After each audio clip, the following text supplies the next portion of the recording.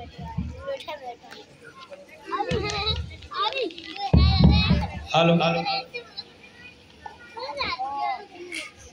आज इस कार्यक्रम में उपस्थित इस ग्राम सभा के प्रधान जी, हमारे डाइट के प्रवक्ता श्री आकाश द्विवेदी जी, इस विद्यालय की बहुत ही कर्मठ प्रधान अध्यापिका और उनका पूरा स्टाफ, गांव से आए हुए सभी भाई और बहनों और नन्हे मुन्ने प्यारे बच्चों, पहले तो मैं बधाई देता हूं सीमा सिंह को और उनकी पूरी टीम को कि उन्होंने बहुत सुंदर कार्यक्रमों का यहाँ पर प्रस्तुतिकरण कराया बच्चों के माध्यम से। एक विद्यालय की इकाई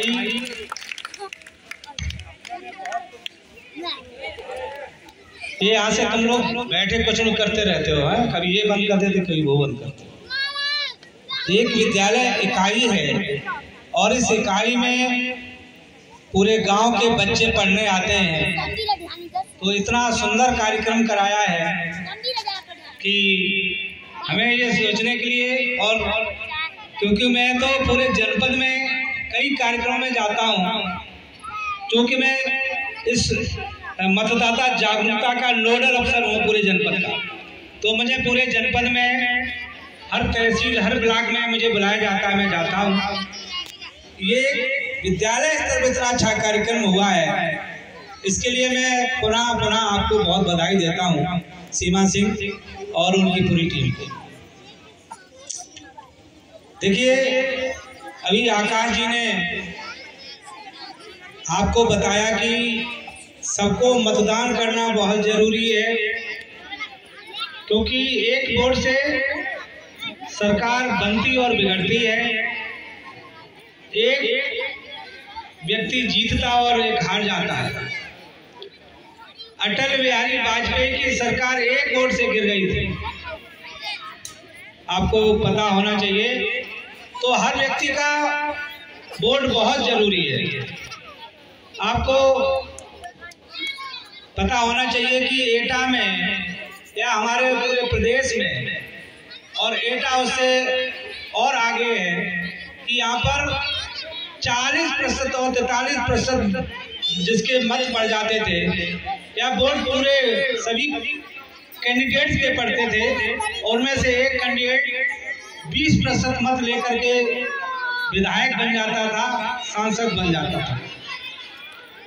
20% उसके पक्ष में वोट पड़ते थे और वो विधायक और सांसद बनता था।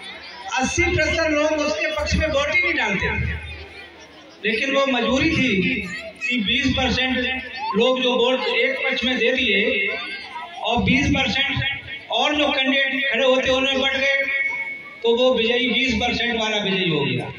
यानी 100% लोगों में से 20% लोगों ने वोट कर दिया, तो वो हमारा विधायक बन जाता था, हमारा सांसद बन जाता था। सरकार ने कहा तो 80% लोग की क्या राय थी, कोई जानकारी नहीं। इसलिए इस पर विचार किया गया कि हम सबको वोट डालना है, 100% वोट डालना। तो हमारा वोट प्रतिशत बढ़ा, इस जनपद का भी वोट प्रतिशत बढ़ा है, अब 60 के लगभग हो जाता है। और वही प्रधानी के जब वोट पड़ते हैं तब वो 90 और 98% के बीच में वोट पड़ जाते हैं। कोई एक व्यक्ति वोट वहां पर डाल देता है, क्योंकि वो उसी गांव का कैंडिडेट है। ऐसे ही जब विधानसभा के वोट पड़ते हैं तो हम कहते हैं हमारे यहाँ का तो कोई कैंडिडेट खड़ा नहीं है, हमारे गांव का तो कोई खड़ा नहीं है, तो बहुत ज़्यादा दिलचस्पी नहीं लेते कि डाल देंगे नहीं डालेंगे तो कोई बात नहीं, खेतों में जा कर के काम करने चले जाते हैं, या घर में अपने उस दिन छुट्टी होती है तो घर में ही रह जाते हैं, खाते पीते सोते हैं, या कहीं घूमने चले जाते हैं। मुझे याद है मैं नैनीताल में था तो नैनीताल की विधानसभा में विधायक का चुनाव हुआ तो एक गांव में मैं वोट डलवाने गया था, बहुत सुदूर पहाड़ पर सुंदरखाल एक जगह थी, वहां पर वोट पड़े थे। तो एक एक व्यक्ति का वोट विधानसभा के उसमें पड़ा था। तो कह रहे एक व्यक्ति नहीं आया, वो दिल्ली में नौकरी कर रहा है इसलिए नहीं आ पाया। यानी 99% लोगों के वोट पड़े थे विधानसभा में, ऐसा आपने नहीं देखा। इसलिए उत्तराखंड जब राज्य बना तो बहुत जागरूक प्रदेश बना है और बहुत जल्दी उसकी प्रगति हुई है, वो उन्नति के मार्ग पर है। हमारा प्रदेश इतना पुराना प्रदेश है, अभी भी हम पिछड़े हुए। कारण क्या है कि हम अपने जो विधायक है, सांसद, उसको सही तरह से चुनना नहीं पसंद करते। पड़ गया वोट तो पड़ गया, नहीं पड़ा तो नहीं। ये सबको सोच लेना चाहिए कि सबको वोट डालना है। एक एक व्यक्ति को घर से निकलकर पहले वोट डालना है, तो उसके बाद दूसरे काम करने हैं। इस बार सरकार ने, चुनाव आयोग ने और तय किया है कि जो विकलांग लोग हैं उनको पोलिंग स्टेशन पर वोट डालने के जाने की जरूरत नहीं है। उनके लिए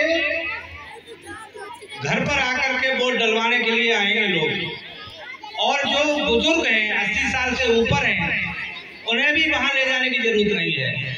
उनको घरों में आकर के बैलेट पेपर लेकर आएंगे और घरों में ही उनके वोट डलवाने के लिए लोग आएंगे। ये सुविधा इस बार चुनाव आयोग ने की है कि बुजुर्ग लोगों को बड़ी दिक्कत होती है, कोई लेके नहीं जाता है और विधानसभा और लोकसभा में और लेके नहीं जाता, क्योंकि इससे कौन सा हमारा प्रधान जीत रहा है।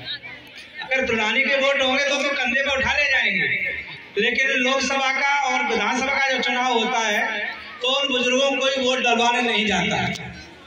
इसलिए आयोग ने यह तय किया है कि उन जो 80 वर्ष से ऊपर के बुजुर्ग हैं उनको उनके घर पर जाके वोट डलवाना है। उनके लिए कर्मचारी लोग लगाए जाएंगे, उनको घर पर जाकर के ही वोट डलवाएंगे। मैं आप सब लोगों को इसलिए बधाई देता हूं क्योंकि ये कार्यक्रम आप लोगों के लिए किया गया, बच्चों के लिए नहीं है। बच्चे अभी मतदाता भी नहीं है, आप सब मतदाता बैठे हुए हैं, गांव के हमारे माताएं और बहनें और हमारे भाई लोग, ये आप सभी लोग मतदाता हैं।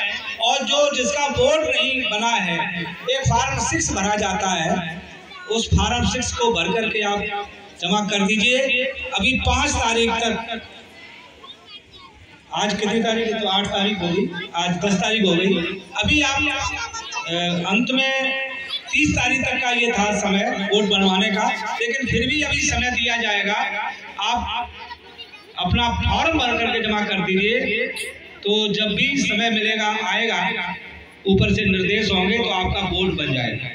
क्योंकि चुनाव बहुत दूर नहीं है, संभवतः जनवरी के प्रथम वीक में हमारे यहाँ आचार संहिता लग जाएगी और हम लोग सब सतर्क होकर के चुनाव की गतिविधियों में लग जाएंगे। फिर वोट ही वोट पड़ना है। इसलिए अगर अभी भी वोट नहीं बनवा पाए तो उसके लिए आप अपना फॉर्म 6 भर करके और BLO को जमा दें। जब भी ऊपर से निर्देश होंगे तो आपका वोट जुड़ जाएगा। ये 30 नवंबर तक का समय था कि आपको वोट हर हाल में बनवाना था। चलो फिर भी अभी आप वंचित हैं तो उसके लिए प्रयास कर सकते हैं। मैं सभी को, आप आए हुए गांव वासियों को मैं बहुत बहुत शुभकामना देता हूं और आभार व्यक्त करता हूं। आप अपना अमूल्य समय जो अपने खेतों में काम करने का था और जो अपने घर गृहस्थी का काम था, हमारी माताएं बहनें उस काम को छोड़ करके हम लोगों से यहाँ कम से कम इस बात को शेयर करने सुनने के लिए आए कि हमें क्या करना है। ये हमारे जीवन का टर्निंग पॉइंट होगा, हमारे समाज के लिए एक टर्निंग पॉइंट, एक बदलाव की स्थिति होगी कि अगर हमने सही से बदलाव किया और सही से किसी का चुनाव किया, अच्छे कैंडिडेट का चुनाव किया, तो हमारे जो विकास के कार्य हैं वो हमारी तीव्र गति से होंगे। आप उनसे कह पाएंगे, नहीं तो विधायकों और सांसदों से हम लोग पहुंच नहीं पाते। और वो हमारे गांव में वोट मांगने के बाद दोबारा लौट करके नहीं आते कि उन्हें विकास करने की बहुत ज़्यादा कोई उत्सुकता नहीं होती। ऐसे व्यक्ति को आप चुनिए जो समाज का, अपने क्षेत्र का विकास करे। हमारा यही अनुरोध है, किसी जात के ऊपर किसी को वोट मत दीजिए, किसी धर्म के ऊपर किसी को वोट मत दीजिए। कोई आपको लालच दे कि भाई चलो आपको 1000 रुपए देते हैं, तो आप सोचेंगे तो 1000 रुपए मुझे मिल गया तो हम इसी को वोट दे देते हैं। इसलिए वोट बिके नहीं, आपको 1000 रुपए के लिए 5 साल तक पछताना पड़ेगा। 1000 रुपए तो हम तंबाकू और सिगरेट बीड़ी में खत्म कर देते हैं, चाय पी करके खर्च कर देते हैं, लेकिन अगर सही आपने कैंडिडेट नहीं चुन पाया तो आपको पूरा 5 साल तक पछताना पड़ेगा। मैं इन्हीं शब्दों के साथ आप सबको आह्वान करता हूं कि इस मुहिम में जरूर सहयोग करें। ये आपका सहयोग एक भव्य सरकार बने उसका सहयोग होगा। और इन्हीं शब्दों के साथ मैं सीमा सिंह की पूरी टीम को मैं बहुत बहुत धन्यवाद देता हूं, उनको बधाई देता हूं कि उन्होंने बहुत अच्छा कार्यक्रम किया। और मुझे भी लगा कि हमारे बहुत सारे कार्यक्रम जनपद में लगे हुए हैं, हमें दूसरे जनपद कासगंज में भी जाना पड़ता है, लेकिन केवल इसके लिए हमने समय निकाला और मुझे यहाँ आने के लिए बहुत खुशी हुई, मैं आया। बहुत बहुत धन्यवाद।